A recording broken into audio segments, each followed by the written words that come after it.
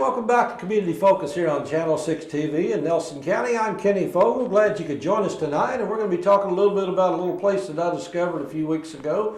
This young lady next to me gave me a call one day and said, "Could I stop down at Participation Station?" And I had no idea what she's talking about, but when I met Janet Tung here, she brought me up to speed of what it was. And Janet, first I'll let you introduce yourself and your guest, Daniel Moody, here, but tell us a little bit about what is a Participation Station? It's we work with mental health, schizophrenia, bipolar disorders, just about all kinds of from somewhere between anxiety, depression, all the way to autism, bipolar, schizophrenia. So everybody, now this is my personal opinion, I think everybody on the face of the earth has got some mental something going on. I mean, whether it's because everybody gets depressed sometime, or everybody gets angry sometime, but some people, I guess, it gets a little more severe than others. And so, what is it? I mean, is it you're more like a? I know we talked about grief counseling and things like that. But is this more like a group to get together, sort of as a support group, or how's this work? It's more like a peer-to-peer. Yeah, it's a peer-to-peer drop-in center where anybody who has a mental health condition can come in to find support and have more of a positive support with other peers. How important is it to have support? I mean, is it you just know you're not alone, or what does it feel like? It feels like you're never alone when you have a big support system.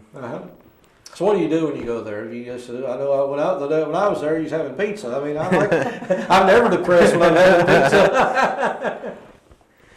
Well, we go from anything from arts and crafts to having food like pizza, spaghetti, to having like a round table talking about weekends and seeing how everybody is doing. Do you think it really helps people? Yes, most definitely. Well, Janet, how did you get involved with this? Well, I got involved through the my grief support and suicide survivor group.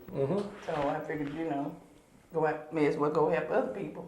You know, I have my meetings every third Thursday, every fourth Thursday, at the Bardstown Nelson County Library. Well, now it's a suicide support group. Now I know that's got to be a difficult group to deal with because people are going through some pretty traumatic times. Do you find a root cause with suicide prevention? Is it mental health? What primarily do you see with suicide prevention or suicide groups? What are you dealing with? You're dealing with a lot of mental health problems. A lot. Because when they get in depression, because once they get that depressed, there's a lot of times there's no talking them out of it. Yeah, I know that's the thing, and I just mentioned at the beginning of the show, everybody gets depressed sometimes, but some people get depressed quite to a very large degree, and again, it's not just a snap out of it type deal. So when you're working with somebody like that, what do you do? How do you, if somebody you know is on the verge of suicide or something of that nature, what do you recommend? Counseling or medication? What would you think? We just dealt with that this week, and hopefully we've got it under control. And we've talked enough where he won't, the person won't do anything to harm themselves. And I make calls every night and every day, so hopefully. Well, I guess that's what I'm getting at. If somebody out here right now is watching this show and they're having suicidal thoughts, or are depressed to the point that they just simply need help, or they want to reach out, are you your group? I mean, how do they find you? They find me with my number is 502-203-4404. They can call me day or night, anytime. And I'm always there, available. And then you're at the library, you say one day a week? Every third Thursday, fourth Thursday. So somebody wanted to find you, they can call the library, and I say the library probably knows how to get on it. We have meetings. Yeah. So, well, that's a tough business to be in, obviously. I know you probably have to deal with a lot of situations that are difficult. I mean, and not only when you're dealing with suicide or any kind of mental health, you're not just dealing with that person. It's a whole family situation because everybody's involved. Yes. A lot of times you don't get any sleep. Yeah. Like sometimes 2, 4 o'clock in the morning. So when you're at participation station, I mean, basically, I know you're there to provide support, but are you there? What else do you do? I mean, are you there to? I don't know. Obviously, you don't diagnose anyone. But, No, but, I just there to talk to them, help them, see what else, I can do. Let them get their problems out. Yeah. And I listen. And if I can talk to them about my problem or whatever, help them, then I'm good. So does it help when people talk it out, or? I think it does, because that gets it out of their system Mm-hmm. for a little while, because they have that person there to vent. Mm-hmm. Well, I've heard people say in the past, that's had situations of suicides, they just didn't have anybody to talk to, and so that you're there basically as lending an ear, if nothing else, to do that. Because this area, and I hate to say this, but this part of Kentucky has one of the highest suicide rates in the country. It was. And I don't know why that is. And so you think that maybe you may be making some headway on that? I hope so. I really hope so.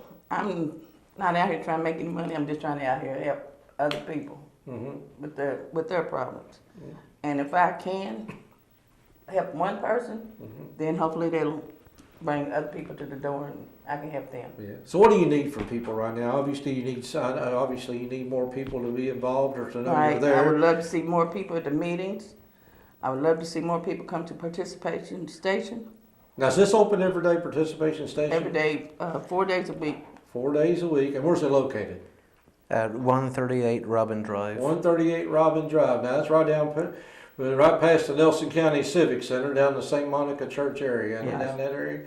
So someone wants to find Robin Drive, go down South 3rd Street and go down about the 2nd or 3rd block, and you're going to find Robin Drive off to your left, and got a big sign out front, so people get it easy to find. So so how's this funded? How do you get donations, or how do you go about getting money for this? We aren't getting donations. We would love to have we would love people to donate.